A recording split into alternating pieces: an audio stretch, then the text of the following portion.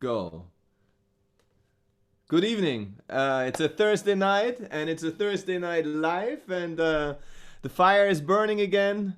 The lights are dimmed for evening flare and evening times, and we have great flats that we look into tonight. And surprisingly and also happily, we found out that the people living in these flats are fantastic people. And so there's one flat that we check out. This is noontime 1:30 in New York City. And in this flat is living a great cellist and performer, MEAGHAN BURKE. And from New York City, we go back to the pond and make a stop in Berlin. And in Berlin, there is a great suing sorcerer, basically. And Amber RIEDL, she's going to talk about what she's doing in these days especially, but she has a great platform, the biggest platform on those terms in the whole continent, in the whole Europe. And from Berlin, we go back to Vienna. And in Vienna, we have a living sewing machine, basically, a musically engaged sewing machine, which is hosted and run by the great Bernie Hammer. His name is also, how do you say, sein Name ist, wie nennt man das? Sein Name ist Auftrag. Nein. This guy is a hammer. Basically a fantastic artist as well, and great performer.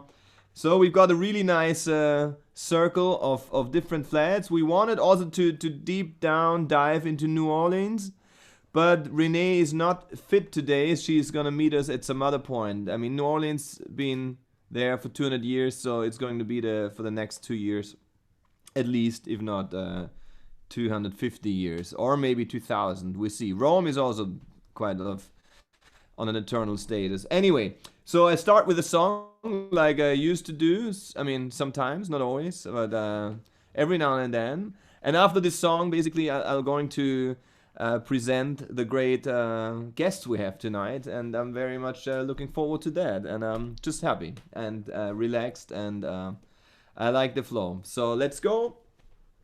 And it's a ukulele. No, it's not a ukulele. It's the guitarlele, and the guitarlele is has every song has a different flair. And there's one which is a Dylan song that means if you really like deep down, it's gonna take you out. And if we're in the midst of something that we don't know where we are, yeah, there's always anything. There's always hope, and there's always a power of what we do right now, just to celebrate the things that are always open and always on a green light to be celebrated. It doesn't make sense, but the song makes sense. So, all right, let's see.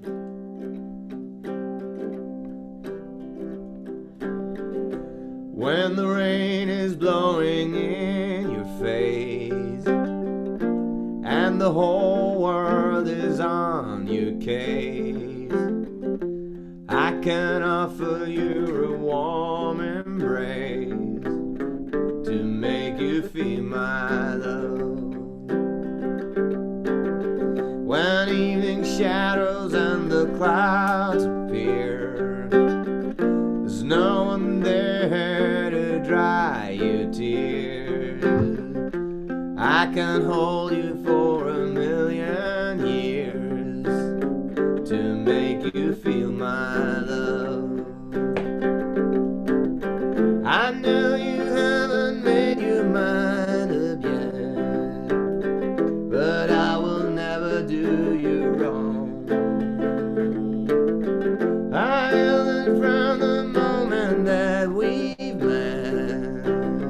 No doubt in my mind where you belong. I'd go hungry, I'd go black and blue, I'd go crawling down the avenue. No, there's nothing that I wouldn't do to make you feel my love, to make you feel my love. The storm is raging on an open sea, and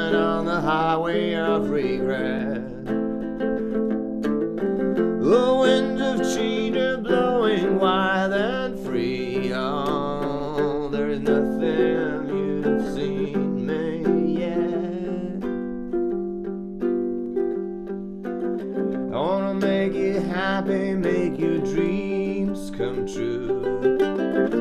Yeah, there's nothing that I wouldn't do. Go to the end of this earth for you, to make you feel my love, to make you feel my love, to make you feel my love, to make you feel my love.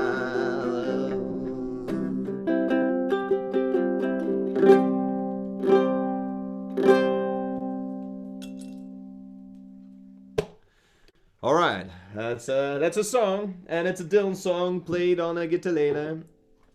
And yeah, now I would like to present and go and build the bridge to New York City. Megan, are you there? I am. Hello, Dominic. Oh, here you are. Great. So welcome, welcome.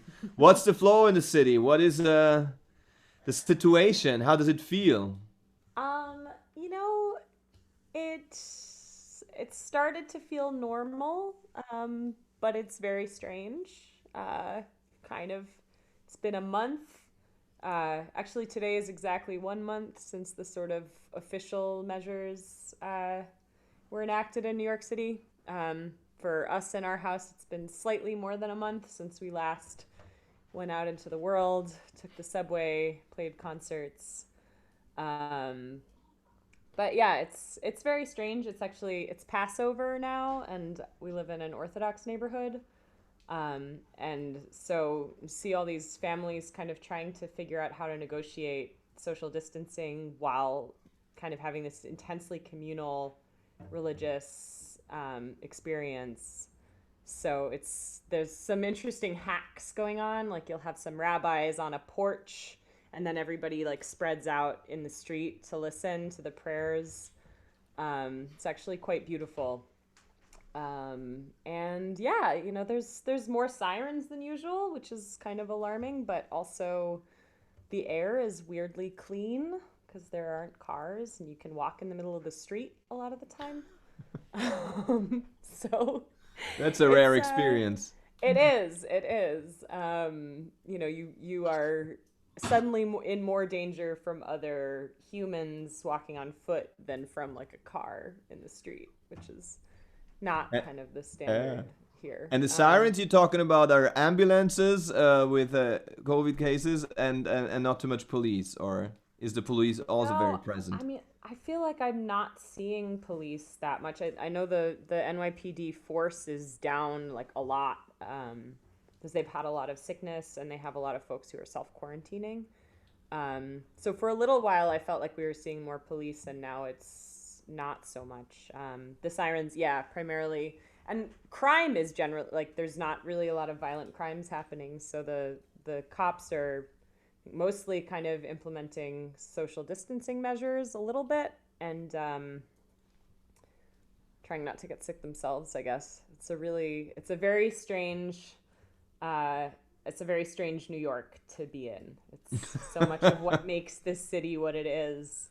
Like crowds and everyone just being in each other's space constantly is gone. So it's like, what is this place? I don't know. There are trees, you know, there's there's air, there's flowers, but the people are all kind of In their trying own to way. spread out as much as they can in a place that was not intended to have any kind of spread of humans. So the Big Apple is hanging loose somehow in a new form, never been experienced. Yeah, exactly. Oh, that's exciting. That's very exciting. Yeah, so Megan, I mean, then I guess, what are you doing? If the day is long, I guess, or I mean, I can imagine you also like taking the cello at hand and perform. Did you write some new songs? Is there? Um, I have not yet written any new quarantine songs. I have a few seeds of ideas, but I'm finding less of a kind of creative flow than I initially thought would happen when I realized, oh, I'm going to have all this time. I was like, oh, it's like an artist residency. And it's like, no, it's really not. It's not that. And I think, I feel like there's been a lot of discussion in like social media among artists who are all fun employed, as I like to call it, of, you know, what productivity means in a time like this. And like, we have this urge to be productive all the time. And should we indulge that? Should we try to throw ourselves into productivity? And be like, look at all this amazing art I made when I was stuck in my house. Or is that not really, is that just sort of like burying the problem? And I feel like I sort of vacillate between wanting to be in the productive, just sweep it under the rug and pretend this is all okay and keep making art. And then just, there's a lot of kind of maintenance work that I'm finding myself doing. Whether that's like cleaning and cooking, or just like practicing in a totally, in a really like back to basics kind of technical way.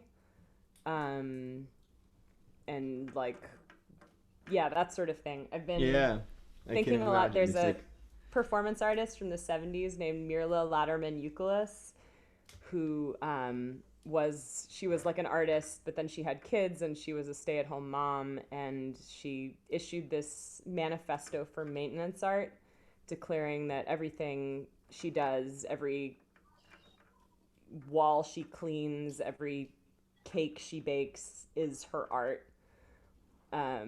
It's life. I'm feeling that a little bit right now. That's good. What is her name again? Mirla Laderman-Eukelis. Okay, yeah. Yeah, really interesting work. And she's then started doing these performance art pieces where she would like clean the museum gallery for like however long that takes, which I guess is a really long time. It's hard I to can keep imagine, yeah. Yeah. No, cool. That's very good input. It's all about maintenance. And but I don't know. Would you be ready and willing to perform one or two songs for us? I mean, I don't know. Maybe there's an explanation. I mean, maybe the best is you just take one, and then if you're inspired and you have another song in the flow, would be nice to make just a 2-song circle. But it depends on you, however you feel. Yeah, sure. If there's a certain story to the song, then it's also exciting. Depending on however you feel it, it's the flow of the flow. I love it. It's great. Yeah, so I was thinking, actually one of the projects that I have been working on is mixing my last album that I recorded over the summer with my husband, who's conveniently an amazing sound engineer who recorded it. And that album includes this song. So it's been in my head a lot, and it's quite relevant because it is a song about the apocalypse. It's called A Few Concerns Concerning the Second Coming, and it comes from a passage from the Gospels in which talking about what the apocalypse is going to be like, and there are going to be plagues and wars and famines and all this stuff, but those are just going to be the beginnings of the birth pangs. And so I sort of was imagining, like, what does this feel like to be Earth and to experience all this extreme suffering, which I think we're all experiencing right now, and to be told, like, oh, it's going to be so much worse. It's just like, really, God, are you gonna do that? And in this is also sort of the more famous part of this passage is the one will be taken and one will be left thing about the workers in the fields. And so as I was writing this, I sort of was thinking of all these different perspectives on what the end of the world might feel like. And now I think we have a whole new perspective on what that might feel like. Although hopefully, I think this isn't the end. It's only the beginning, just to quote my own song. So without further ado.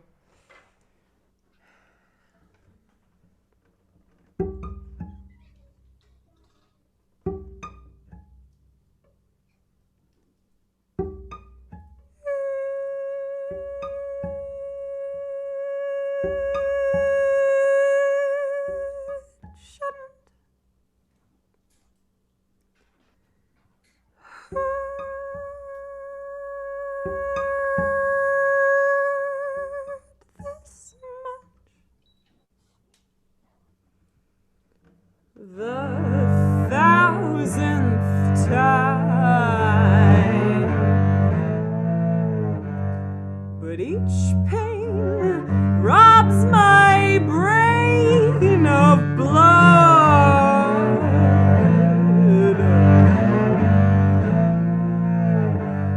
and leaves me bruised and swollen.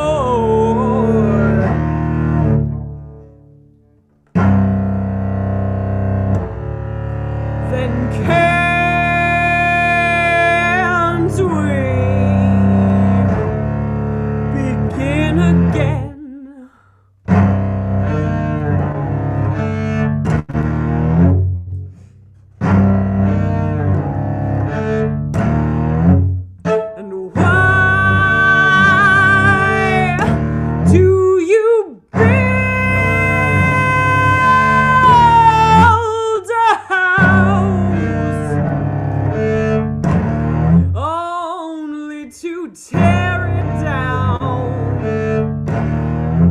And why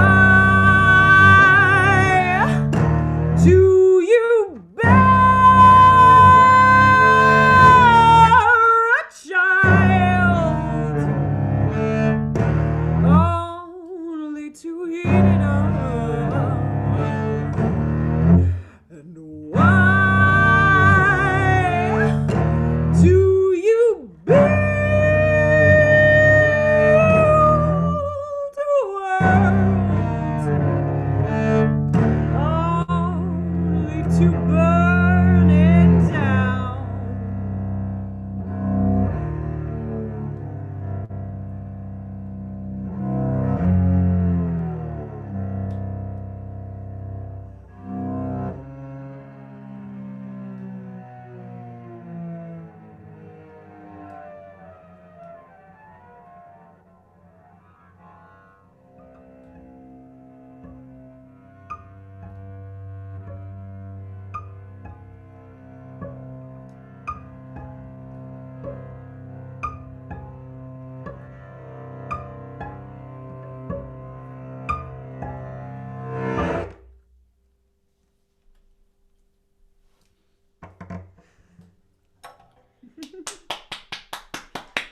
Very good. Thank you. Very nice.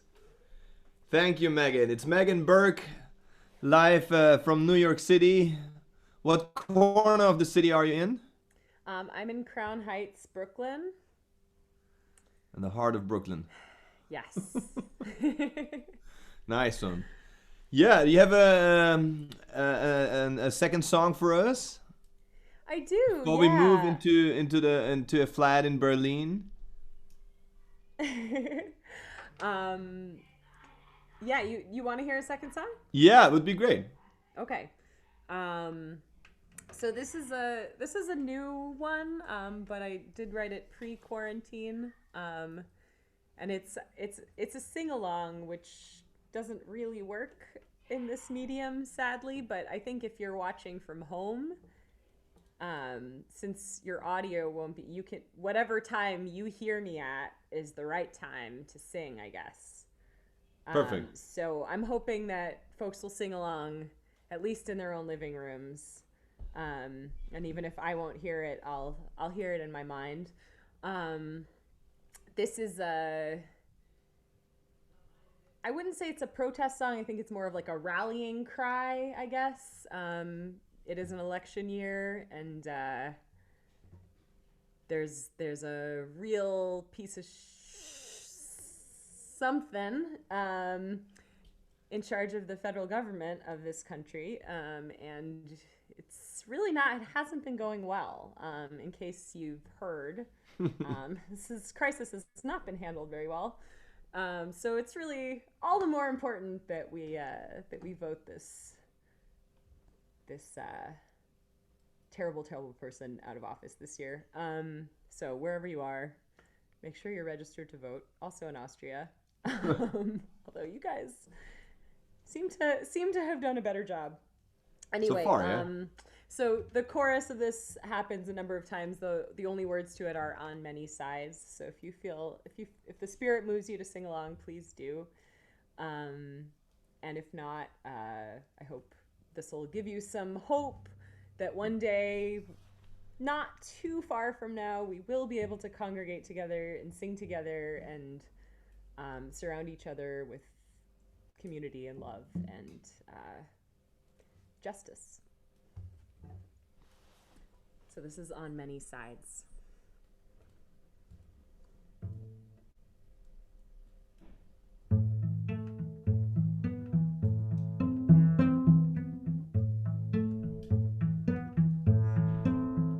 There's a storm coming down. It'll rain all over town. It'll wash away the mighty and the proud. And from its waters we will rise with open hearts and open eyes on many sides. On many sides.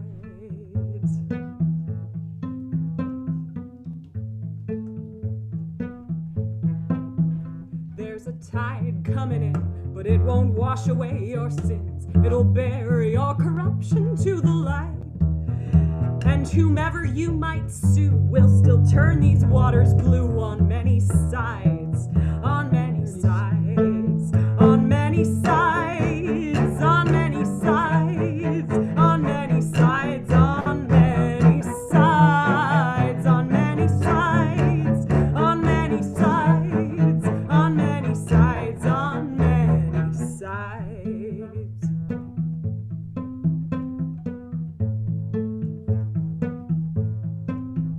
All you masters of war, we can't take it anymore. We are finished with your armies and your lies. We will resist your machinations. Who are we to build more nations on many sides, on many sides?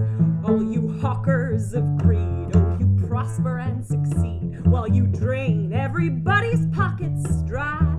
And though you tell us wealth will trickle, well, some folks don't have a nickel on many sides, on many sides, on many sides, on many sides, on many sides, on many sides, on many sides, on many sides, on many sides, on many sides.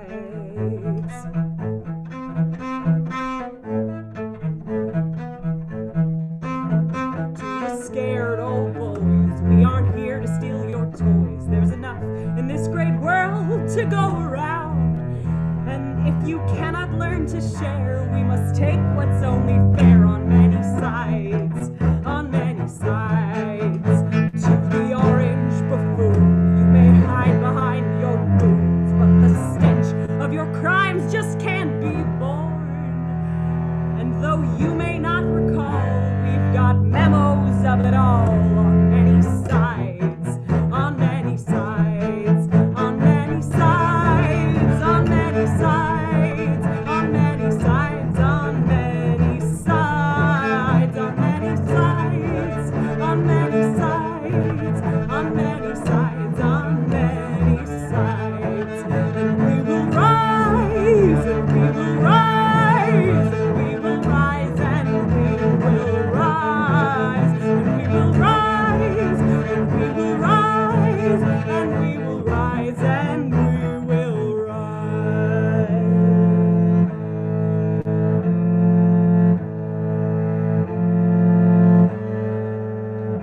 There's a flame burning bright through the darkness of this night.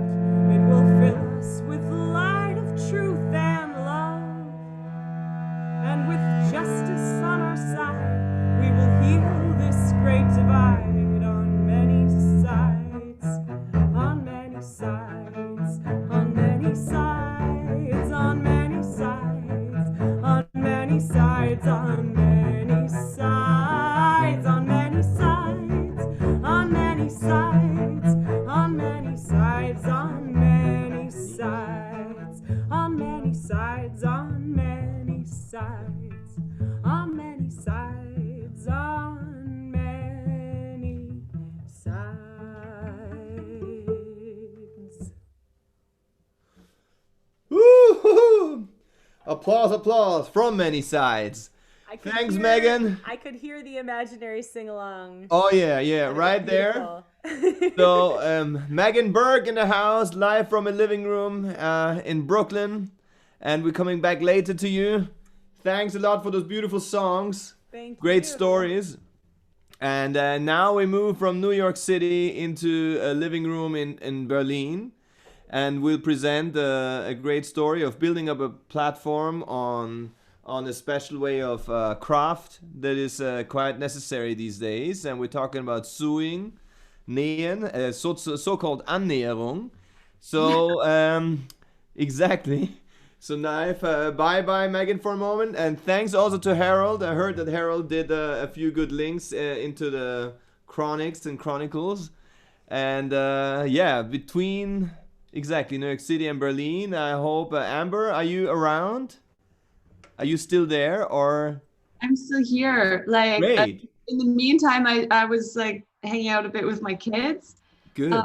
Megan, we were definitely listening. Sometimes we weren't watching because we were distracted, but your music was beautiful. I really especially like the last song. It's so catchy. It's like right in, it's gonna be for me an ohrwurm. Thank you. Nice.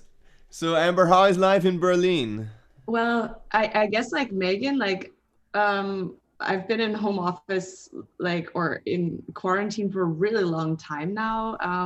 I was home like 2 weeks with my sick kids before this all started.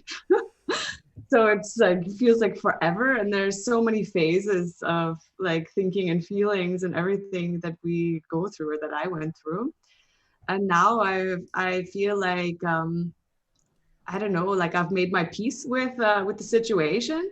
And in a way also sort of like made my peace with my life and like where I am in my life and what I stand for, what my values are, what I'm doing. And so it was worth it. It was a good process. That's a great, exactly, title for a maintenance of life, basically, and bringing life together. But it's, yeah, and it's beautiful to see it as an experiment, and within that experience, you experience something that's in you anyway, and maybe you had time to find this special thing. So Amber RIEDL, living in Berlin, and did a great startup on sewing. It's the Makerist, and so if you also consider everything that you do and where you are in your life, where is the work of the sewing platform network that you built? Maybe you can quickly just explain what the story is and why in these days it is maybe especially cute and good to have it.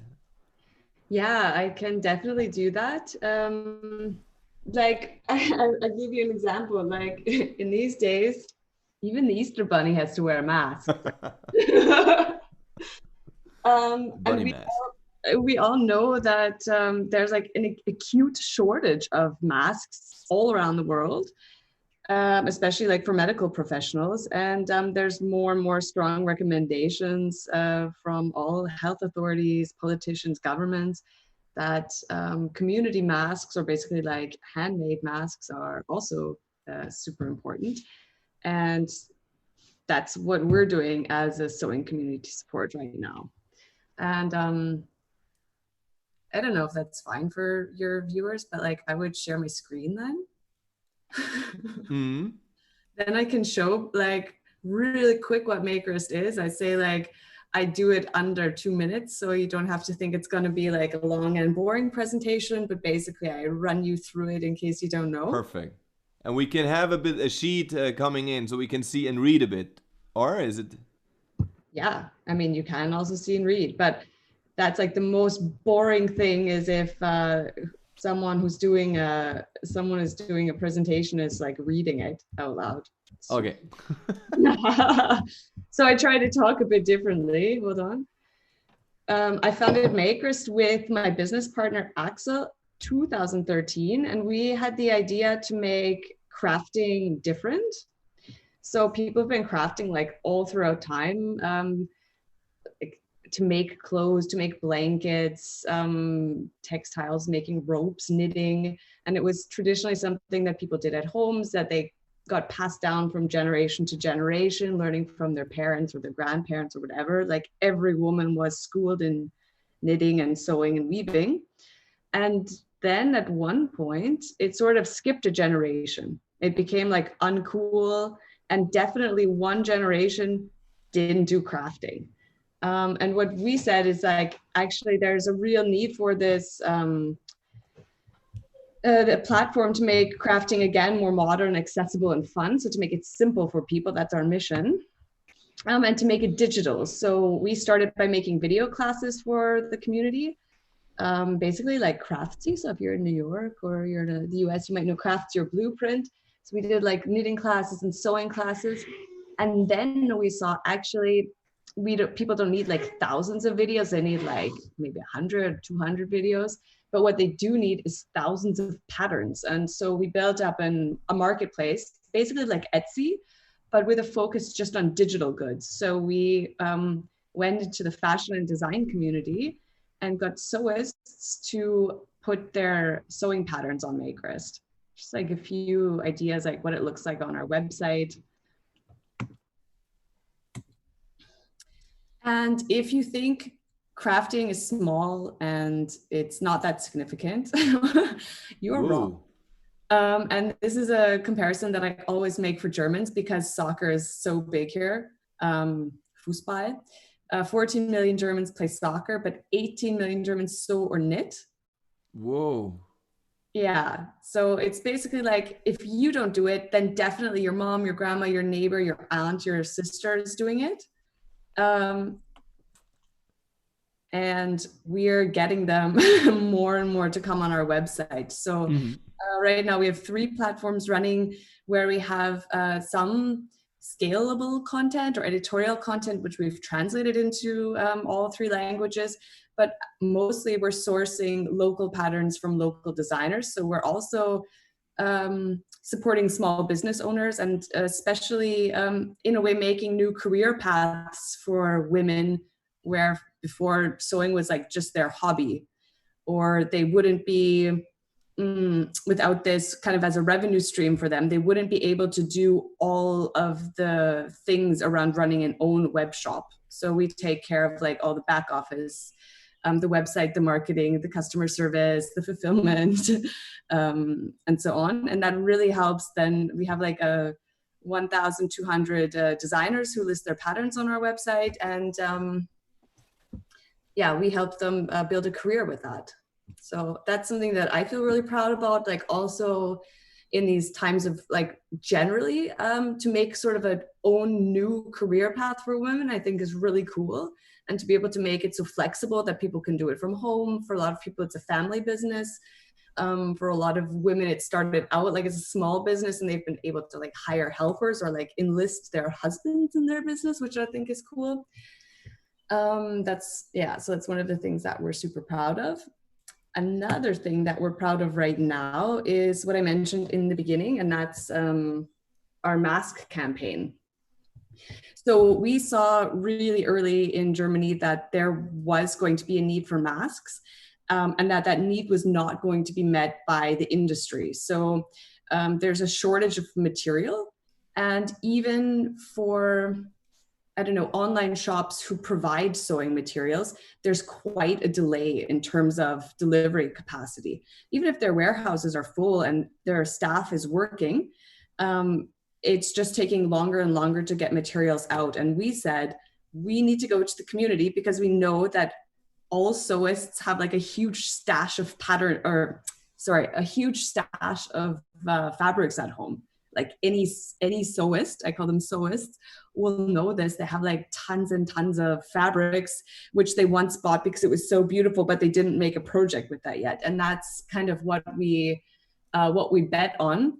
And we asked our community if they would sew masks for clinics, hospitals, physiotherapy practices, private people, basically anyone that needed a mask that couldn't buy it, make it on their own, could sign up on our website and could get masks donated by the community. So we have a campaign called Show Your Mask, which is to make more visibility about mask wearing, and also Mask On, which is the donation campaign. So I play quickly a YouTube video. Stay healthy. Stay healthy. Stay healthy.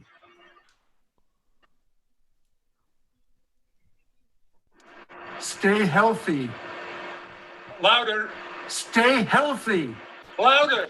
So I don't know, maybe I tell you what to concentrate on. Do you see the green dots on the screen in the beginning? Stay healthy. Yeah. Stay healthy. Stay healthy. The guy puts on a mask or just a cloth on his face. Louder. Stay healthy. Almost no green dots, right? Mm-hmm. And that's the whole science about Corona. Mm-hmm. It's an infection caused by droplets. Mm-hmm. And that's why masks are important. So when you wear a mask, it's not like you're protecting yourself from other people. You're basically protecting other people from you. And that's important because even if you don't think that you're sick or if you don't know that you're sick, you could have the virus, be asymptomatic, and be infecting people anyways. And a lot more people are asymptomatic than you think. 25%. That's 1 in 4. Wow. So basically, everyone needs to wear a mask in order that we stop getting new infections. What is the difference between Germany and Austria? There were different kind of streaks in this. Yeah, so Terrible. we took some data from Johns Hopkins Institute that's measuring the amount of new infections per day. And we've been looking at Germany and Austria as case studies for a long time, because for us, it's like also an interesting political case. We want to make like actually a much bigger campaign with Jung von Matt about this, about wearing masks. Mm-hmm. Jung von Mask. Jung von Mask, right? And, you know, Austria's like implemented this mask wearing policy quite early on. And you see not only to like, does it flatten the curve, but the new infections go down. And we see like we've done a lot of measures in Germany as well, like social distancing, stay home, everything. We have also the lockdown, but it's not really going down in the same way. And of course, you cannot say it's a causality, but for me, it's a strong enough correlation that I don't mind putting a headline on it saying, do masks make the difference? Mm-hmm. Mm-hmm. I don't find like that anyone attacks me for that. And basically it's a community problem. It's a problem of the global commons. So, you know, you're not wearing your mask for yourself, you're wearing your mask for other people, but everyone needs to do it that it works. So if half of the people do it, half of the transmissions get cut down. 80% wear masks, it's basically eliminated. Wow. And this was a cool Instagram post that I saw today because Jena was the first city in Germany that implemented the mask policy, and there's no new infections since 1 week. Ooh. Interesting sign. Also, like correlation, not causality, but I think it's worth mentioning. And yeah, this was like our campaign, which I was just mentioning in the beginning. It's connecting people that need masks with people that can sew masks. And we keep a tab then on the website, how many have registered on the website and how many have been sent out and so on. And today, I think it's a bit higher now. It's maybe 17,500 by now since I made the presentation. Wow, but amazing. Already 17,000 masks sewn and donated, which I think is really strong. And I would love to also get more visibility for the campaign because we've set it up now in a way that it's automated, that it can really scale. Mm-hmm. That is amazing. Yeah, last thing, I'm just on this, on our homepage. From our homepage, it's like the first banner. When you click on the banner, you get to the landing page. And here we have a bit of information about masks, why it's important. We also have like all of the patterns that you can choose from to make a mask. They're all free. So it's for us really like a community charity campaign. We're not trying to make money on it, obviously. Here, if you need masks, you can register here. For example, also my mother-in-law in Austria registered for her for her and her neighbors at her house, even though they're not like a business. She just said like, we're private people, we just can't get them. Mm-hmm. And I said, I can make them for you, but go on my website so that it gets counted. And then if you say you have capacity at home, you have fabrics, you have time, you can sew some masks. You basically go through the list here and you see like who you want to donate your masks to. Either it's someone that you know, or it's someone that's in your neighborhood, or maybe you prefer, I don't know, like a a children's hospital, or an old folks home. So you can sort of pick what you want, and then you see how many they need and how many have been donated so far. Yeah. So fantastic. That's about me, that's about Makerist, and that's about masks. That is that's a fantastic. I hope it wasn't too long. No, I think it was one good line of inspiration and getting into the whole theme, what you're doing and what you're offering, and 17,000 masks is already handmade via different patterns is already a huge achievement. and beautiful. And you say there's also a connection in Austria or something. If you have in Germany, there's something, then maybe like I saw Makerist FR, so it looks pretty Frenchy. And so basically also here people can offer, if we spread it in our community, Sure, yeah. they can offer, and also in institutions or social associations can take use of that. Yeah. Okay, that's fantastic. No, so that's Amber RIEDL in Berlin with a fantastic platform that she built up, and especially in times of these, it's very cool for us that she spent some time in her kitchen, like I do. But I mean, in she way of sharing what she does, and that's in the meantime, while she's talking, I'm sure there's another 125 masks being knit and sewed, at least, if not maybe 1,000, who knows.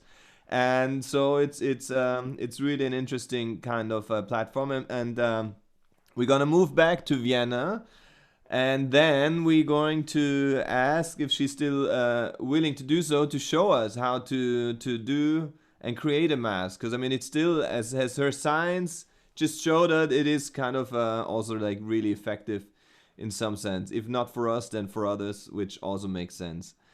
Yeah. So thank you, Amber RIEDL from Verein08, live in Berlin. What area in Berlin are you on before we move to Vienna? Just for people in Berlin to move. And we're sitting here in Prenzlauer Berg. That's like Prenzlauer Berg, area where families with young kids live. Nice. Exactly. Yeah, really nice. The playgrounds are still full here, so they're not closed down. They're not closed down, like they're closed down, and people are kind of still needing to get outside. So yeah. One last thing, the masks. If you think that they're difficult or they take a long time and you can't do it, I want to just tell you, my kids can sew these masks. They're so easy. The pattern is called a 3-minute mask. It might take 5 minutes, but it's not going to take half an hour or anything. And yeah, I encourage you to stay and try and sew it on your own. That's what we're going to do then. Perfect. Cool. Yeah, thank you, Amber. And now we move back to Vienna. Is Bernie around? Knock, knock in the flat of Bernie. Hello. Hammer. Here he is. Bernie, grand sorcerer of music. Bernhard Hammer, genius on not only guitar but on sound creation. So I think his most, like, if he was a cowboy, his horse is a guitar, and his rifle is basically his I don't know, his creation.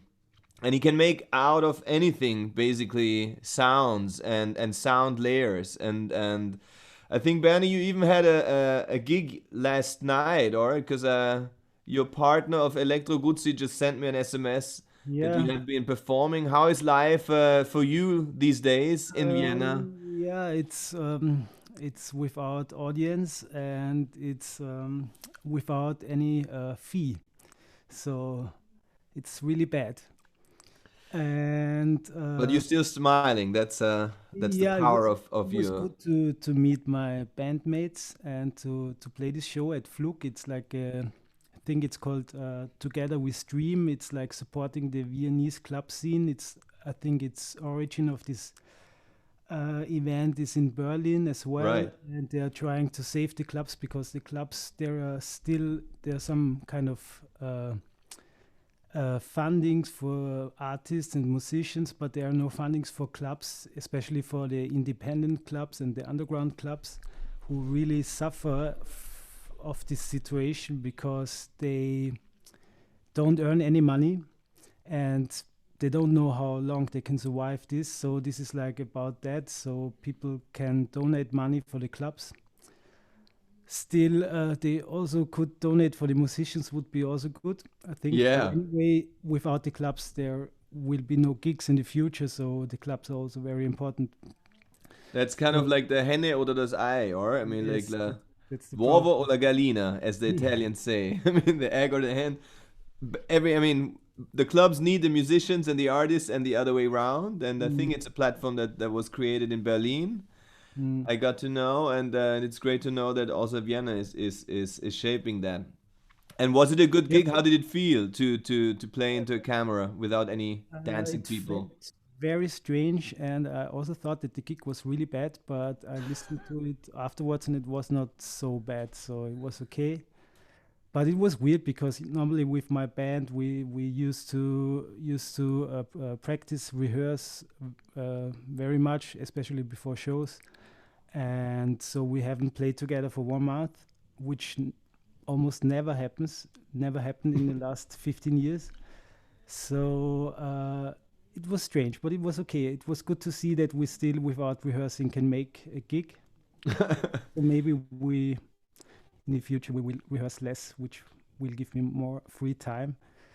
But yeah, it's talking about the situation, like as a musician, like MEAGHAN already talked about that. I think it's really strange. It's like I feel like I'm like in a shock.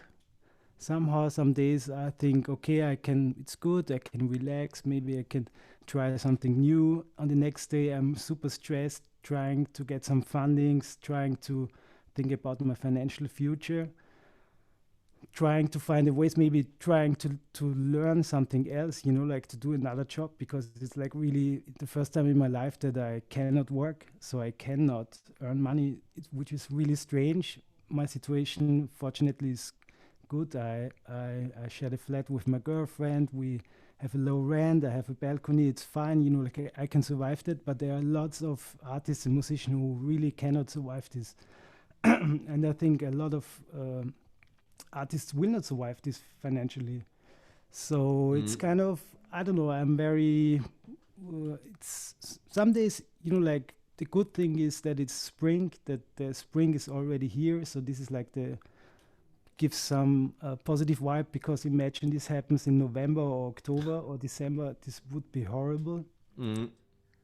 But yeah, it's okay, like somehow it will continue. I hope, I don't know, some people say, yeah, maybe people now will think more about art, because they see how a life is without art and without music. But on the other hand, there's like the same fight for audience in the internet at the moment for musicians, because everybody is streaming. So I don't know. I don't think that it will change the way we musicians will live in the future. I think it will stay the same.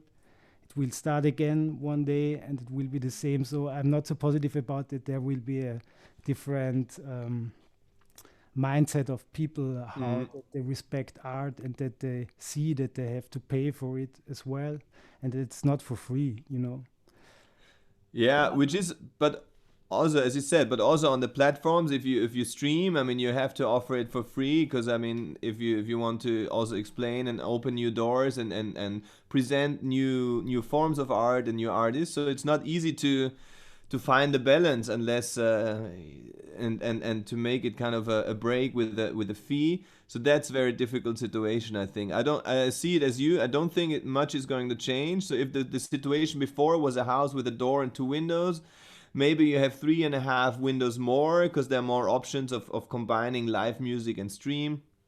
But also, for those who don't know, Bernhard Hammer, he's part of this live band Electro Guzzi that he originated long time, many years ago, and it's one of the best live techno bands in the whole world. And when you see them, people shake for hours, and they really go off like, I don't know, like Indian gurus mixed with a, I don't know, party scene in Ibiza. In their own flow, and so it must be difficult and weird for them just to play into one lens of a camera instead of 1,000 people dancing.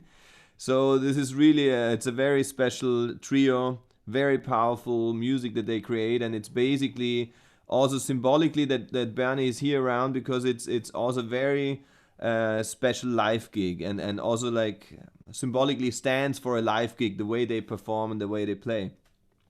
But not only that, also like talking about the other windows that are opening, Bernie is also like always creating new sounds and new formats, and always like looking for new ways of combining maybe like instruments or technical creations into new sounds. And so, I mean, I had the idea a couple of years ago. I was asked to perform at a place in Milano at the Salone del Mobile, the biggest fair of design fair in the world. And so I knocked on the Guzzi's door, Bernie, because I knew that he has a sewing machine, and he really like put this whole project into another level, and it was a great flow and night. And so ever since we're talking about sewing machines and making sounds and creations. And I have 2 sewing machines here, but I mean, I'm only like looking and following when he performs. So, Bernie, maybe you can give us a few sounds. Yes, of course. Just want to talk about the music with the sewing machines. It's like when we did this in Milano with Dominic, we were like, I think, a quintet. I think we had 5 sewing machines. Ensemble. A small ensemble. And this was very nice because we had 2 days. We were playing 2 days every hour, like, I don't know, for half an hour, then half an hour break. It was really, really fun. And then I did it again in the Laden with 2 sewing machines. It was a duo, and today it will be a solo because I'm only in possession of 1 sewing machine. So, and it's also like a very old singer. I think you see it here. It's very good. It works really fine. I'm quite happy with it. The only thing is that the modern sewing machines, they have like kind of, sometimes they have for the pedal to control the speed, they have like a normal jack cable input. So you can use like the same jack cable things which you can use for guitar effect devices, which, you know, like they are called expression pedals. And so with the new sewing machine, sometimes you can really smoothly control the speed of the sewing machine, and you can also control it with like control voltage from a modular synthesizer, which I have here. But with that one, it's not possible, so I had to improvise a little bit. I'll show you. So this is the pedal for the speed, and I'm using this. I don't know the English word. It's like a Tischler, like for the carpenter, or how is it called? Like a. Can you see that? What was it? Klemme, what is it? Eine Klemme, yes. I think it's called a vice. A vice? A vice? I think so. Maybe, I don't know. Cool. And I use this to control the speed, so it's not very stable, so it's changing the speed, which is not so good because I come from electronic dance music. That's my field somehow. And I was always impressed by sewing machines because they're like, for me, like drum machines somehow, because they have the steady tempo, they make the beat. So it would be nice if it would keep the tempo. I will see if it's in the rehearsal it worked, so well, let's see. And I will play a short piece which will start with the sewing machine, only with it's connected with like a contact microphones. And slowly I will build up some electronics, which is also influenced or controlled by the input of the sewing machine. So I will start the piece slowly. I don't know, maybe 5 to 10 minutes. Well, let's see. Should I start, Dominic? Perfect, or? Okay. Give it a flow. Bernhard Hammer on sewing machine, on a singer.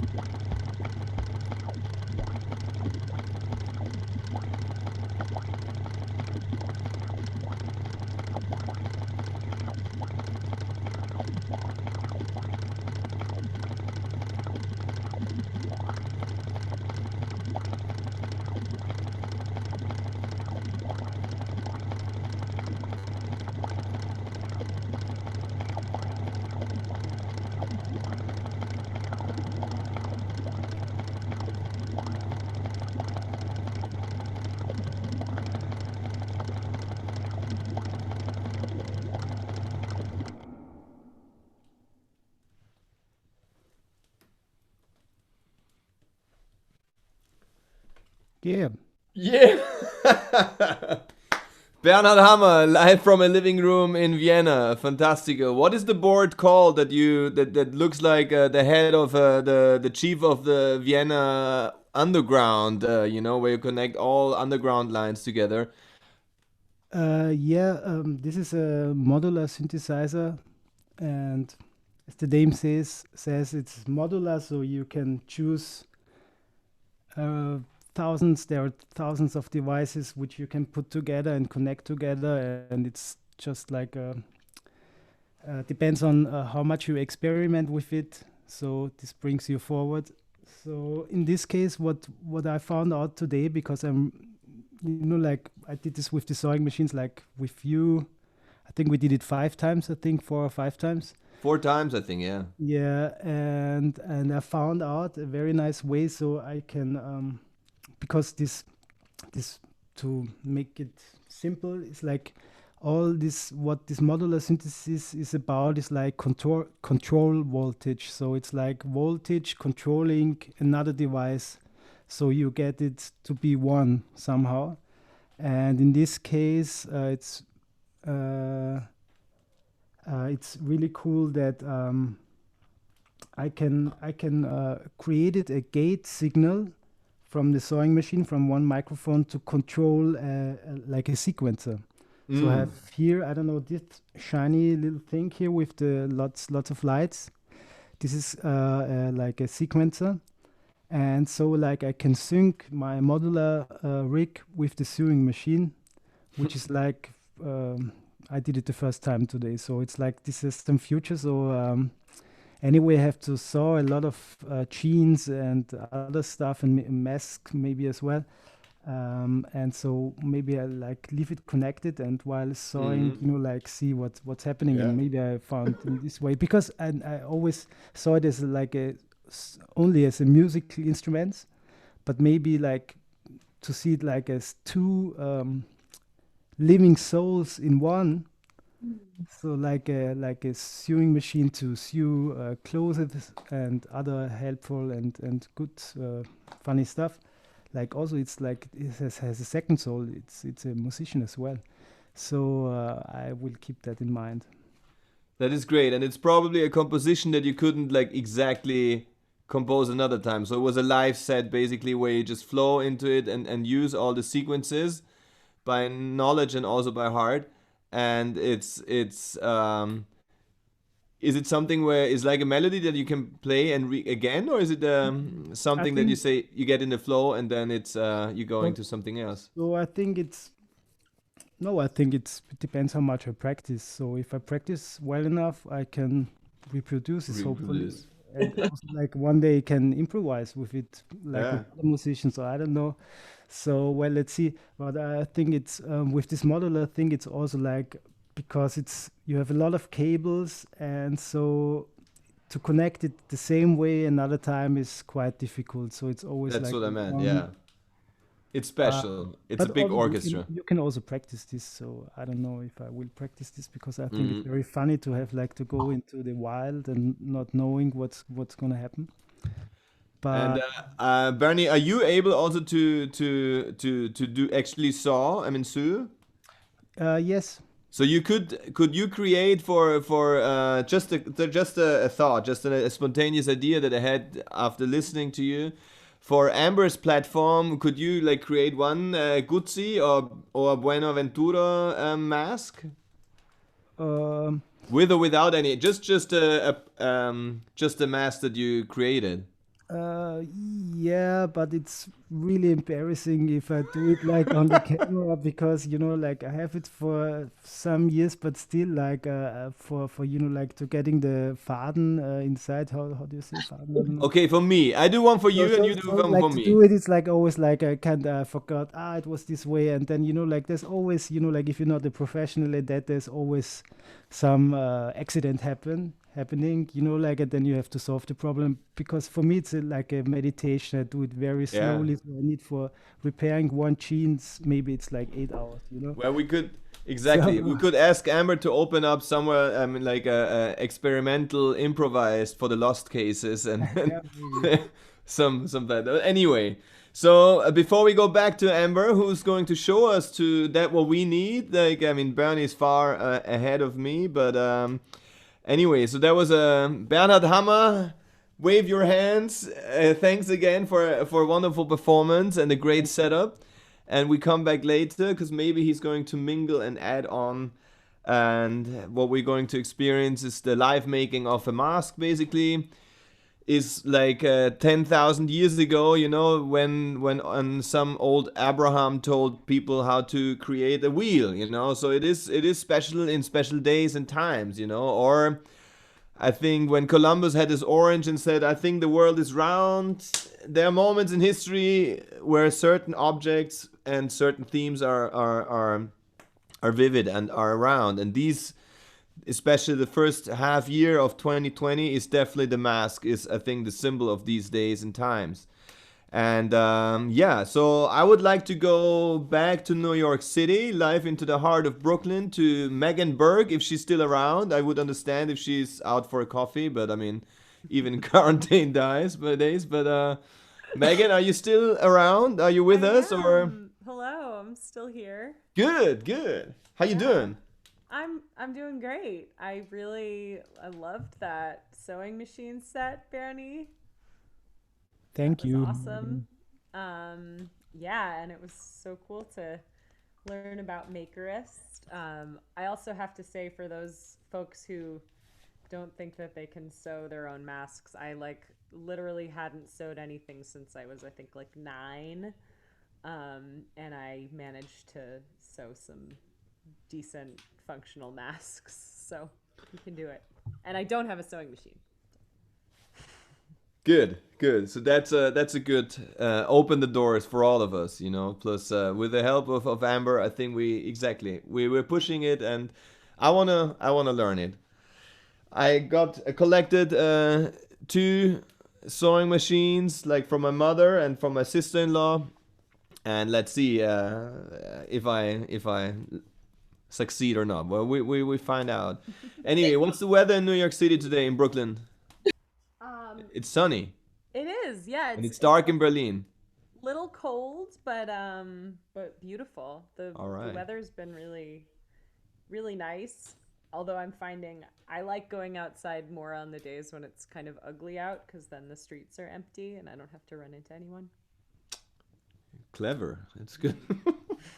That's the Brooklyn code. Nice. And would you have another song for us? Oh. If that is possible, I don't know, or is that too much? Yeah, I could play another song. Yeah. But you don't have to. No. Or you can, or later, if you're not prepared, we can go to Berlin right now and get a mask created. I'll do another song. Okay, do a song. If that's So we are all together now. A couple of minutes in New York City, and then a couple of minutes in Berlin. So this is it's a special hopping, continental hopping. Yeah, I was thinking about this song before when I was trying to figure out what to play, because it's one of the few sort of just love songs that I've written, and it's a song about a long distance relationship, which I'm now in the same relationship, but it's a very short distance, the shortest distance of all, because we can't ever go out and leave each other alone in the house, really. Anyhow, so now I'm thinking of this song almost as a tribute to all the other relationships that have become long distance relationships, including those with friends who live a 10-minute walk from me, but also those friendships which feel like they've actually come nearer through this, friendships with people in Vienna and living on the West Coast, where we're in touch much more often because we're checking in on each other because we don't have that immediate geographical community. This song's called When You're Gone, and I haven't played it in a while, so I hope I remember how it goes.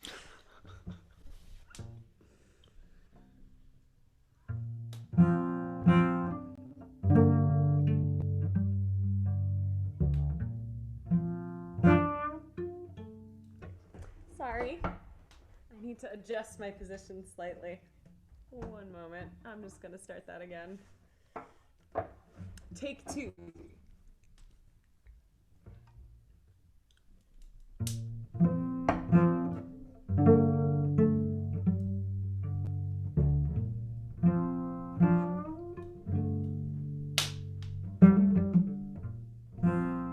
When you're gone, I floss my teeth. When you're gone, I don't eat much red meat.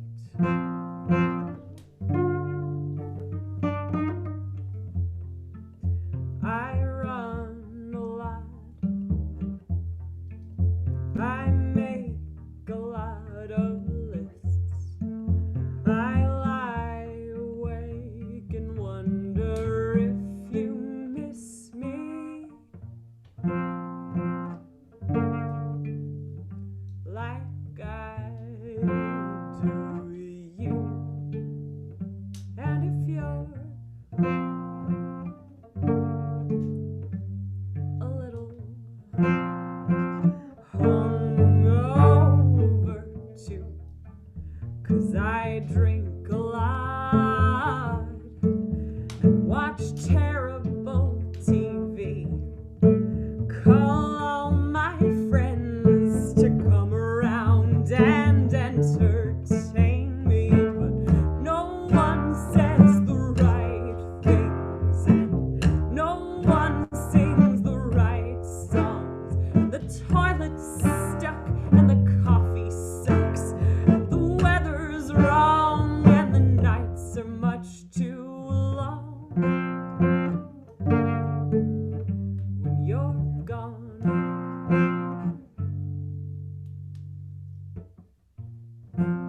when you're gone, I brush my hair.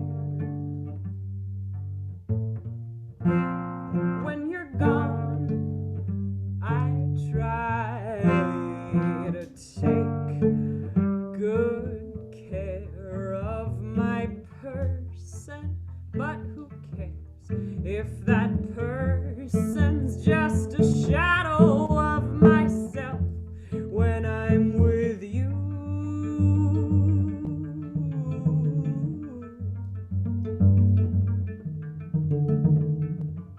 When you're gone, I lose my head, and though I may regain my cool each day, feels like some foolish escapade without the logic of you sleeping and waking in my bed.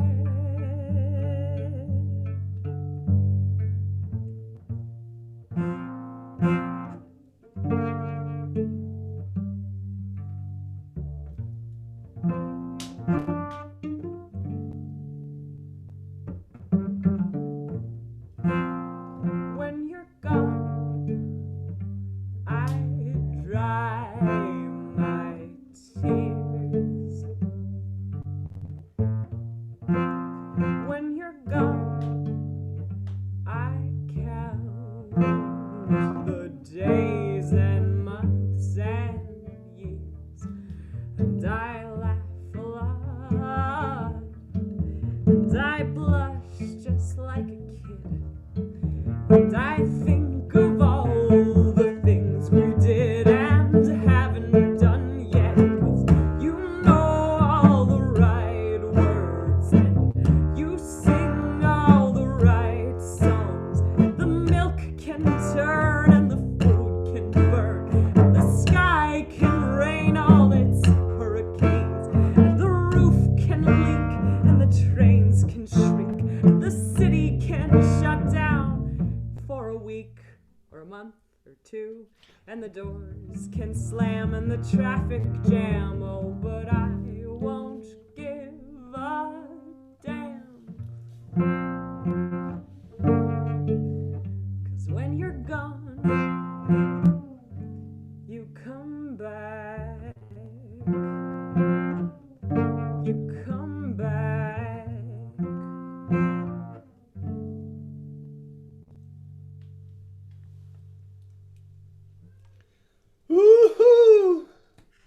When you go, you come back. That's also like the flow in if of visiting all those different living rooms and spaces and people that we are in our stream here. A beautiful song, beautiful line, great flow between a romantic song and jazzy grip, and yeah, it's a super flow. Great song. Thank you. It's funny, as I was singing it, I kept noticing more lyrics that apply in a weird way. I've been noticing that a lot with songs that are about completely different things that I wrote 5 or 10 years ago that suddenly have this new resonance. Yeah, I like resonances and in weird ways, and residences and maintenance. So I mean, there are a couple of new maintenance is maybe the wording of the day, thanks to you. And resonance and residence is something that we pick, like windows of the house that we're building tonight.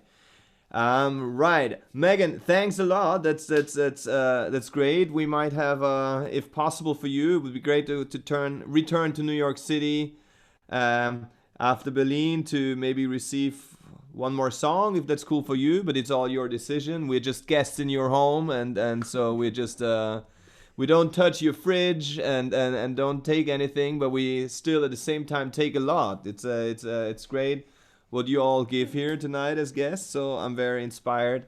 And so Megan Burke, live from Brooklyn, New York City, and from her living room basically, and the great setup, we're moving to Berlin. I think I heard Bernd in the back, and which is great. And regards and wishes to Bernd as well.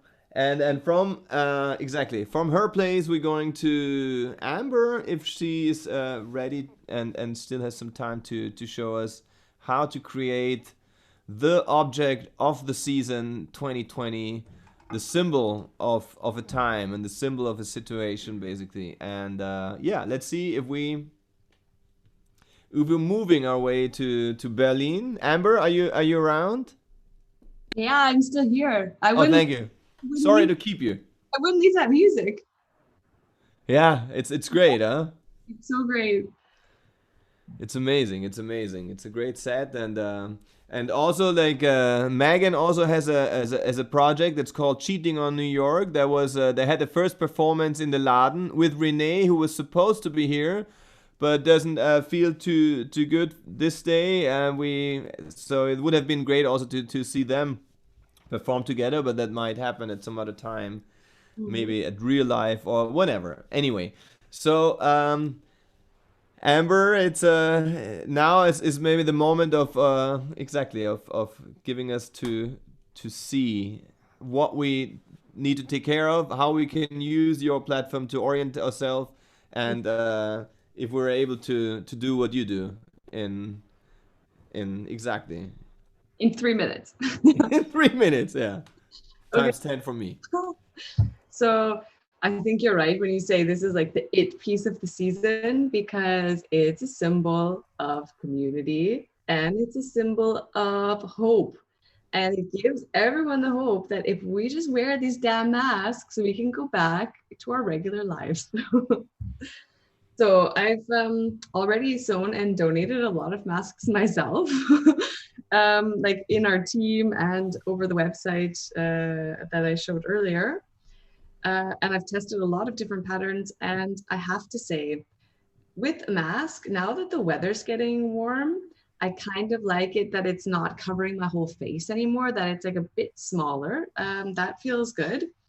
And what I also liked is that it just went so fast. So there's like no ironing, there's no like weird corners, it's all straight edges. And yeah, this is 3-minute mask from schnittenliebe.com. And in the end, it looks like this. Put it around, make it a bit tighter, and then tie it behind your head. Well, and you need very, very little materials. You need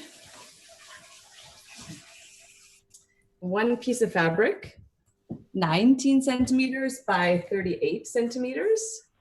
So pretty easy to measure and cut. I'm using a ruler. to do that. You need jersey garn. We call it like jersey thread. I have it from obviously my huge crafting fundus, my huge crafting kit that I have like at the office and at home. So I have it like this. If you don't have something like finished product like this, basically this jersey yarn can also be made just by cutting an old sweatshirt. So you can just cut like the bottom part of a sweatshirt and use this to hold it your head in your mask and play your mask in place later. You need a sewing machine, obviously. You need a safety pin.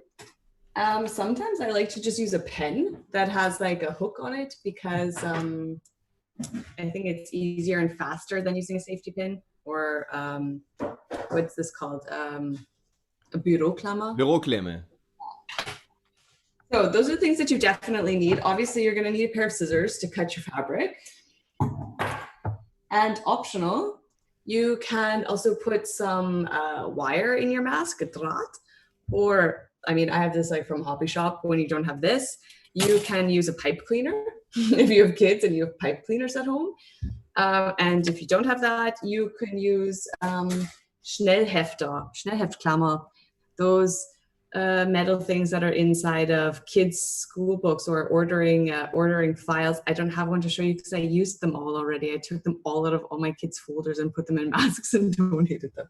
But for this mask, you definitely don't need that. That's optional. So that's what you need. And now I would say it's good from here. Yeah, that exactly that. Yeah, that's what I mean.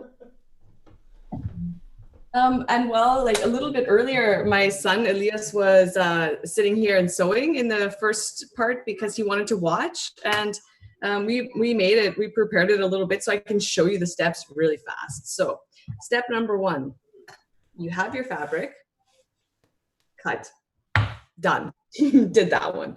Step number 2, you fold over the corner on the long side, about 1.5 or 2 centimeters. And then you sew that with a very wide zigzag, or I don't know the English word for zigzag. You sew that with a very wide zigzag stick. And then it looks like this. Yeah. So step number 3, you fold it in half with a nice side on the inside. We call that it was the right side. So the nice pattern goes on the inside, and then you sew the open edge with a straight stitch 1 time up and down. Then it looks like this. Final step. You turn it inside out. Fold the bottom edge in, like 1.5 centimeters again. Put it under the sewing machine, and with a straight stitch, you sew 2 centimeters down the side. Lift the sewing machine foot. Turn the material, sew really close to the bottom. Lift the sewing machine foot, turn the material, and sew again on the other side 1.5 centimeters up. And then, as you see, it looks like this. You can see like the stitches. I show here. The zigzag stitch, the wide part on the side, the small, like the narrow one on the bottom, and the wide one on the side. The side bits, it's really important, more important than you think, that you make it wide enough. Otherwise, you're going to have a hassle to get this string through at the end. Yeah, last step, you put the string through. All right. Are you ready? Yeah? Shall we do it? Okay. So since I've already been producing video classes for makers over all the years, I know no one needs to watch people cut fabric. That's like obviously something that you know how to do on your own, right? So cut your fabric, fold in one corner. And if you like to be precise, you could like pin it. So you're having the same distance. Is this a good angle? You could pin it, that you're having a good distance all the way down. But I'm a bit lazy, so I usually don't. And I usually just do it with my gut. And now we take a zigzag stitch and we do it on the widest setting possible so that it's easy to put in that piece of wire at the end if we want. There we go. Here on the wide one, and let's go. And how Bernhard said he likes to do it slow, I like to do it fast.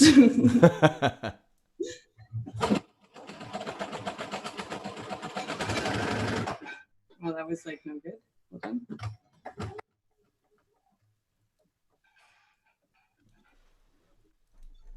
But you know what? My sewing machine didn't like that. Hold on, let me start over.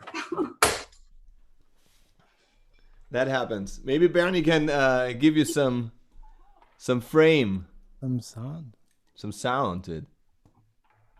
All right. Sewing machine didn't like that.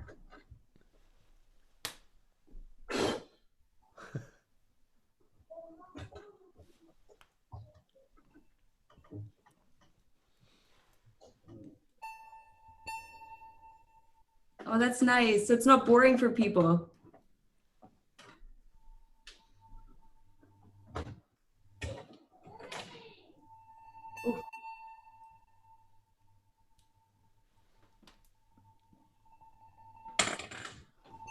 All right, we got it.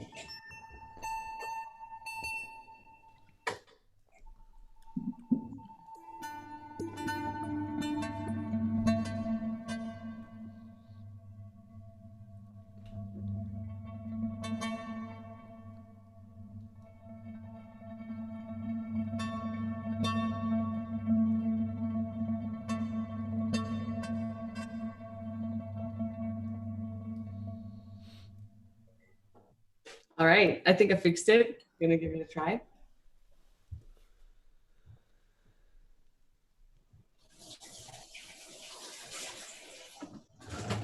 Yeah, maybe not be so arrogant and so fast.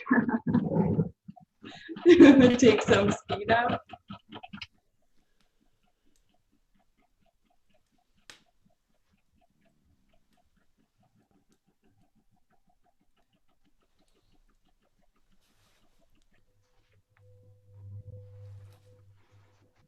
Right. Oh, nice. Nice. Step 2, you fold it with the nice part on the inside. So if you have a pattern on your fabric, the nice part to the right side, and that goes folded in.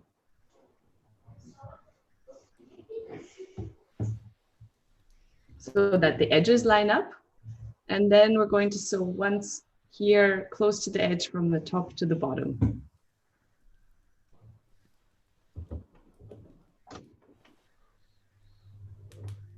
I'm going to use a straight stitch.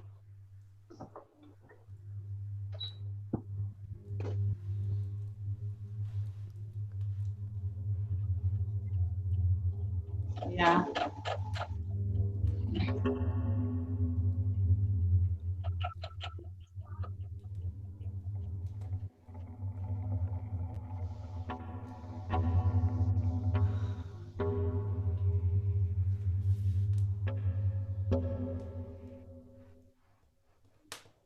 F2. Yeah. Turn it inside out.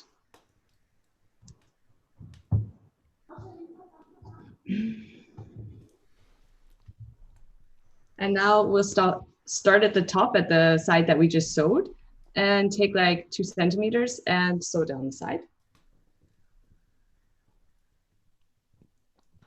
Again with a straight stitch.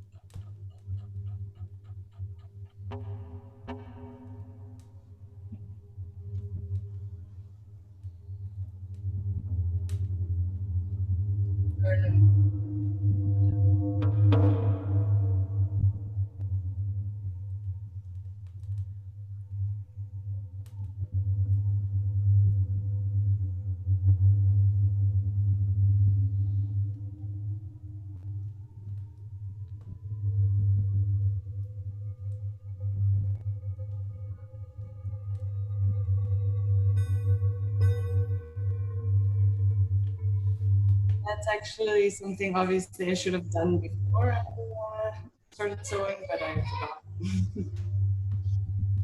So I'm fixing it now.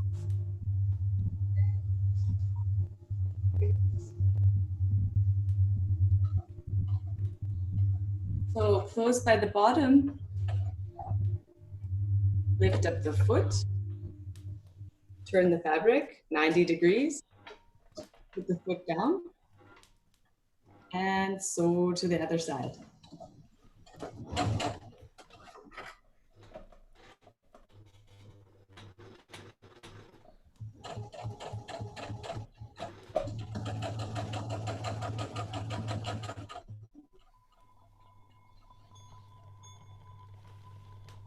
Up like 2 centimeters away, lift up the foot and sew up.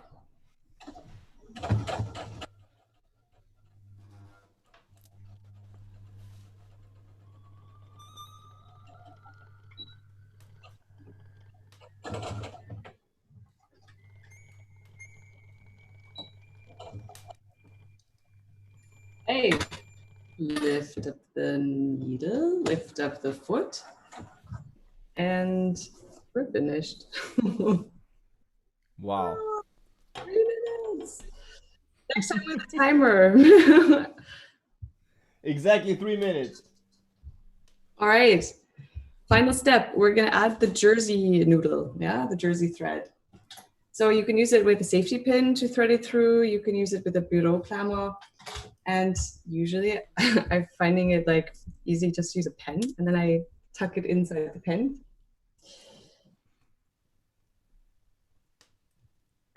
Start at the top and pull it through.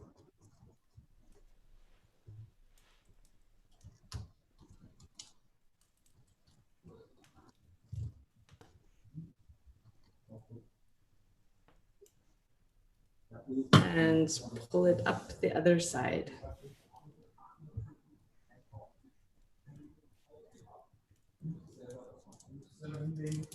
So the kids are getting put to bed right now. They have to put themselves to bed. What happens in like times of Corona?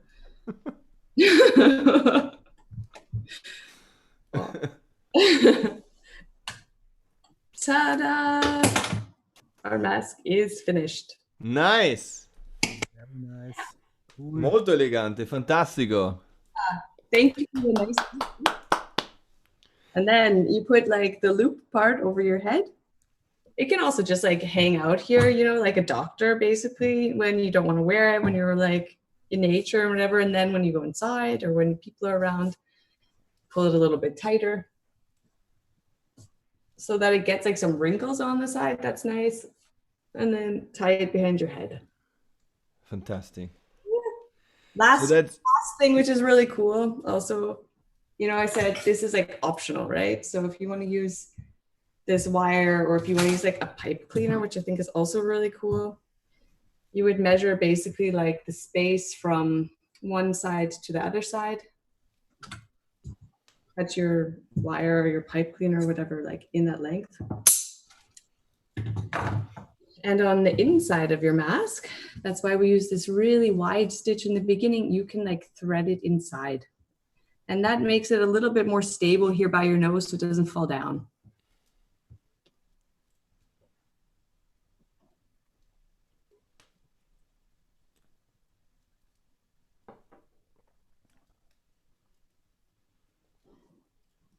And like all Handarbeit, there's some parts that's like a little bit frickelig or fummelig. This is like one of those parts because you have to sort of thread it in. But then it makes it just like a little bit stiffer by your nose.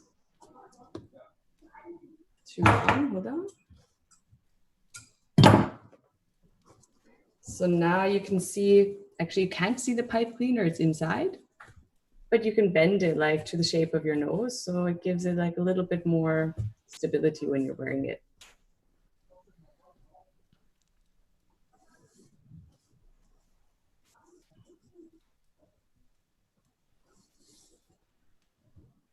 Mm. Nice. Yeah. That's a proper mask. That's as good as it gets, and it feels already by watching it very cozy. I mean, I doubt if I because I think that our live session now we can we Mike our heads up for Mike, you know, like setting all the technique together. He's the dude. We will set it up on the website, and then for me, I can watch it thoroughly. I need to take a couple of times to be able to reproduce this, but that's my goal for the weekend for sure. So my Monday, if I need to go to the supermarket, at least whatever is how close I'm gonna go and get it, I don't know, but I'll try, and that's fantastic.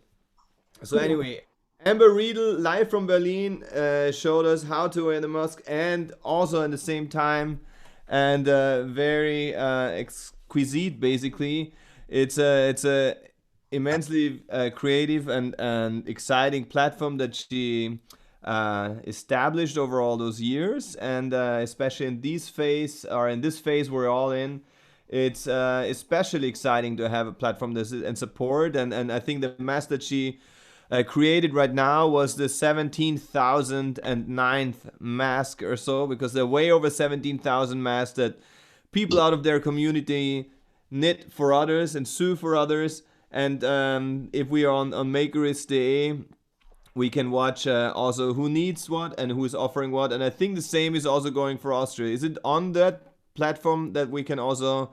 So Yeah. if I won't succeed, I mean, I won't take one because it's there better usage basically. But I mean, I can have a look, and I can maybe also offer, I can share it to people. Maybe there's Gruft or other projects who would be quite interesting to Yeah. make a connection with, and who actually would need and this kind of support. Yeah, so there, I think that's like the support part is really interesting. What I think that we're going to start to see more is people making masks like really individual and really creative, because we're going to all need them, and we're going to need them honestly for a long time. Like I Mhm. also with the Celtics that they should make a Celtic mask. They thought that was a great idea. Like we can I see have to do it. sports teams making trademark masks, and people in fashion making really fashionable masks. Yeah. That's the flow, I would say. It's wonderful. So Amber, thanks a lot. That was a wonderful performance. It was great, and I think we're soon coming to an end. I would love to have, if I don't know if Megan is still there, to have one more song from New York City. I don't know if she needed to go, or if it's cut off. Let's see.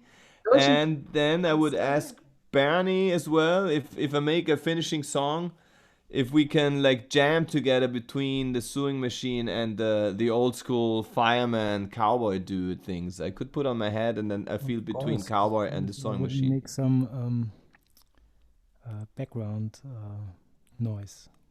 That would be great. That would be fantastic.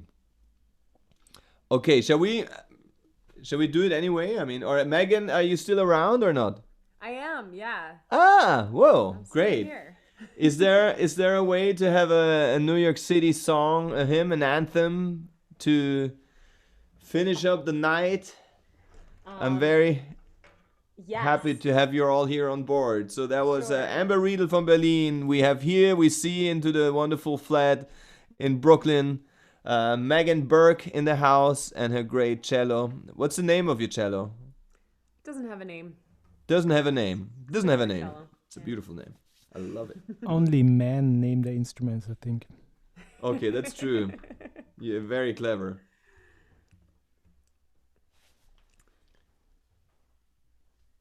All right. Cool. So should I play something? That would be wonderful. I mean, like, Okay. if, This is a very short one. This is a small song. That's actually also a sing along. So if anyone feels inclined to sing along in your living rooms or also, you guys are welcome to sing along. Okay, Bernie? Latency be damned. Just go crazy.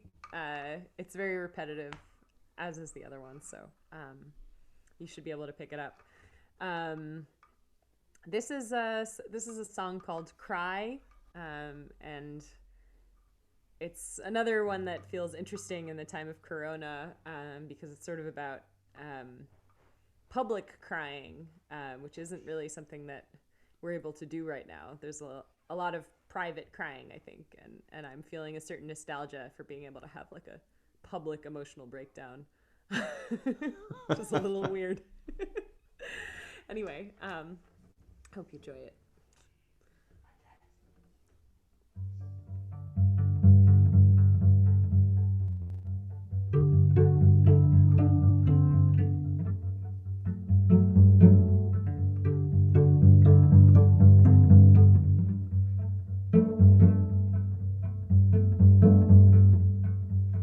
Sometimes a girl needs to cry in the subway. Sometimes a girl needs to cry in the subway. Sometimes a girl needs to cry. Sometimes a boy needs to cry in a stairwell. Sometimes a boy needs to cry in a stairwell. Sometimes a boy needs to cry. Sometimes a man needs to cry on the sidewalk. Sometimes a man needs to cry on the sidewalk. Sometimes a man needs to cry.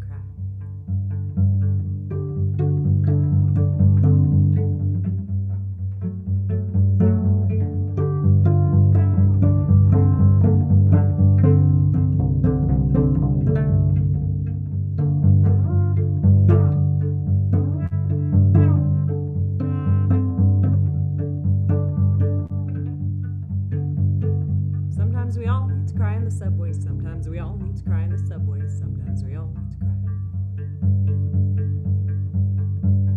Sometimes we all need to cry in the subway. Sometimes we all need to cry in the subway. Sometimes we all need to cry. Yeah, sing it with me. Sometimes we all need to cry in the subway. Sometimes we all need to cry in the subway. Sometimes we all need to cry. One more time, nice and quiet. Sometimes we all need to cry in the subway. Sometimes we all need to cry in the subway. Sometimes we all need to cry.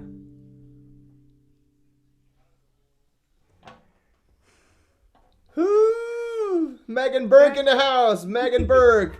And the technical assistant, husband, lover, also great musician, Bernd Klug, I suppose. I'm on the phone with my dad, and I can't hear you guys. Just Oh, that's a just good show your Austrian-American. face. Hello, Bernd. Show your face. Hey, man. Yes. Hello. Oh, and there is Daddy Klug. Very good. I love it. Everybody's everywhere.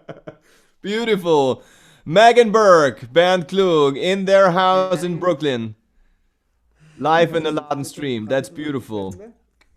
Pussy. Pussy, guys. Wonderful. Beautiful. Thank you for having you. And we're Thank you so fishing it much up for here. having me. And all the best to New York City, and hope to seeing you guys back soon in the Laden or anytime and anywhere in Europe, or we're coming over or whatever, you know. Let's see when traveling will be a theme again. Who knows? Yes, let's see. Hopefully see. soon. Okay, thank you very much. Buenas noches, muchas gracias. Thank you. And yeah, that was wonderful. And and Bernie, are you still around? Me, yes. Or maybe also Megan, could we just make a mashup, like a big suing setting? There's a song called "Burn One Down." It's kind of a fire pit song, basically. And but basically it's open to be intervened by sewing machines and anything else. It's a Ben Harper song, and I think it's as the fire burns out, you know, and the night is going on and we're finishing. It's a farewell tune that goes out to everyone here on a loud night. And it was beautiful to have Amber RIEDL in Berlino. Muchas gracias on that. Megan Burke in Brooklyn. Muchas gracias on that. Bernie Hammer in Vienna. Muchas gracias on that. And Mike, who put it all together. Muchas gracias on that.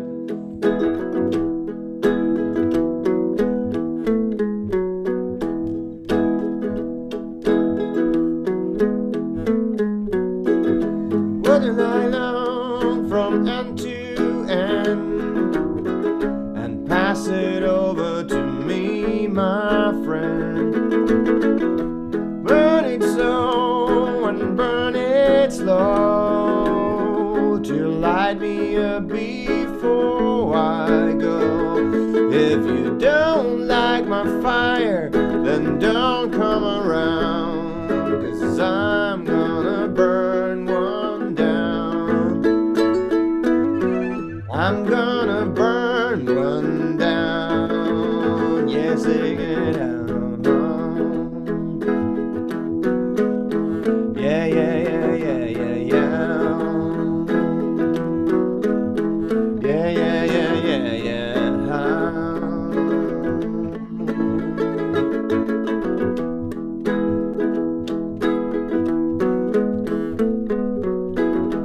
Look, John, what I choose to do, and if I'm causing no harm, it shouldn't bother you. You choose who you choose to be, and if you're causing no harm, then that's alright with me. If you don't like my fire, then don't come around, 'cause I'm gonna burn one down. I'm gonna burn one down.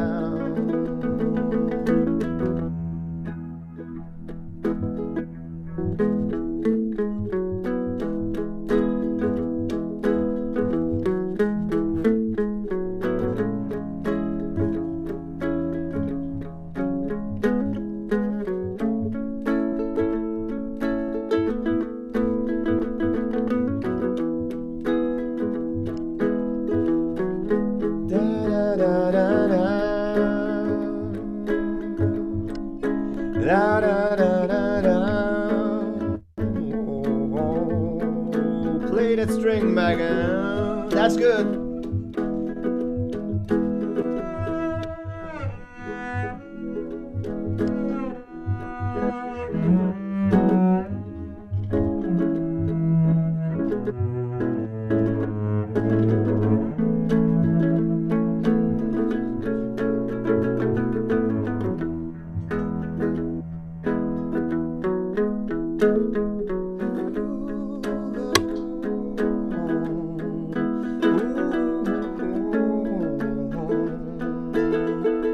Bernie, look down. What's from the earth and what's from the earth is of the greatest worth. So before you knock it, try it first, and you will see that it's a blessing and it's not a curse. If you don't like my fire, then don't come around, 'cause I'm gonna burn one down. I'm gonna burn one down. I'm gonna burn one down. Yo, I'm gonna burn one down. Yeah, yeah, yeah, yeah, yeah. Whoa, oh, oh, oh.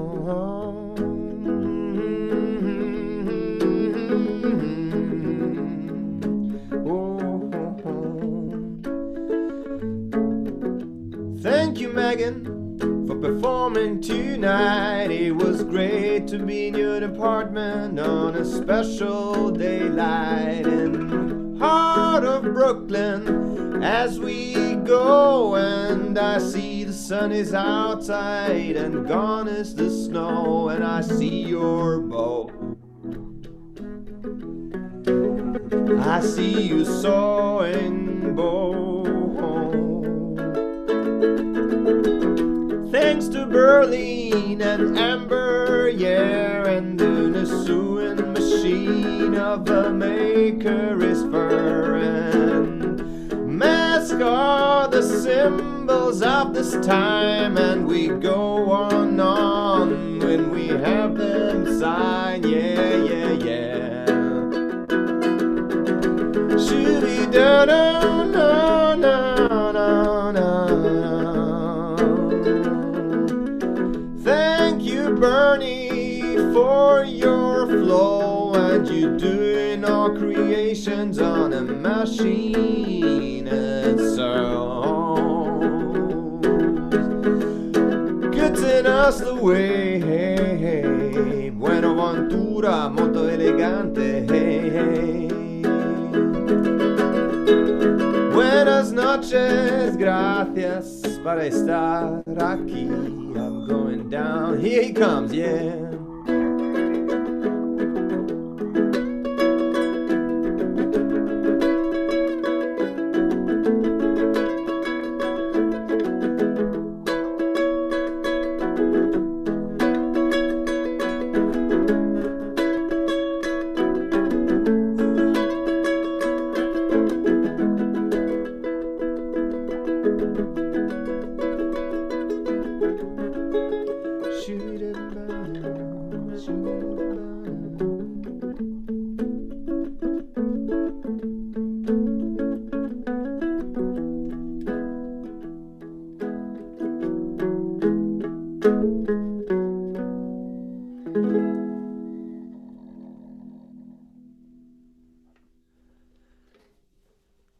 It's kind of a Laden time here. Megan Burke, New York City, with a great cello on her songs, giving us an insight of what an artist in Brooklyn is thinking, is keeping the maintenance. And actually what's also interesting, that actually those days we're all in, most of the artists, and yeah, I think we're not set for really, it's not a phase of new creation. It's rather a phase of maintenance. It's not that it spills out and we say, hey, we're happy, we're together, we are in home, we have so much time to write. It's rather keeping maintenance of things and getting things in order, opening new windows maybe and doors. But it was not like really the flow of creation. But that's another theme. Here is Megan. Thanks, New York City. Have a great day, have a great week. Hoping be in contact soon. Amber RIEDL in Berlin, Makerist Day, a wonderful, great platform, very an epic moment and epic creation, what they bridging between people in need and people who offer. I think that's a very biblical, powerful Aussage, outsay, you know, outcast, you know, hey, yeah. And then back to Vienna, the fantastic third of the Electro Guzzi, Bernhard Hammer with his beautiful creations. And I also especially like the different views and angles we all in view. We're all in screen. And Bernie is shaking, whether he's on the guitar or on the sewing machine doesn't surprise me. He's got that fire. You know, I need that kind of fire. He's got it in his. So we're all different, offering different positions on those times, and I think that's the reason why we converted the Laden room into a Laden live stream online room. And yeah, thanks a lot for being there. Thanks for Mike for collecting all those streams and putting them on the platform. Cheers up to Mike. And I would say, yeah, thank you for being part of here, the flow, and wishing a great weekend that starts right 2 minutes after now. So whatever you do on a Friday, see it as a weekend, because it is basically the end of the week. Because not many people know that Sunday is the first day in the week. Originally, it was planned by the biblical writers. So we actually are finishing it down right now. And yeah. Buenas noches, bon week-end. Il faut le faire. Je suis très enchanté d'avoir toutes les maisons de la cause. And wow. Thank you, Dominic, for putting us together. Bernie, it was great having you here. So hopefully until soon, my friend. Yes. Just gracias. Thank you. Bye. Thank you, guys. Buenas noches. Great. Thank you, Amber. Thank you, Megan. Thank you, Bernie. Yeah. Domenico, bis bald.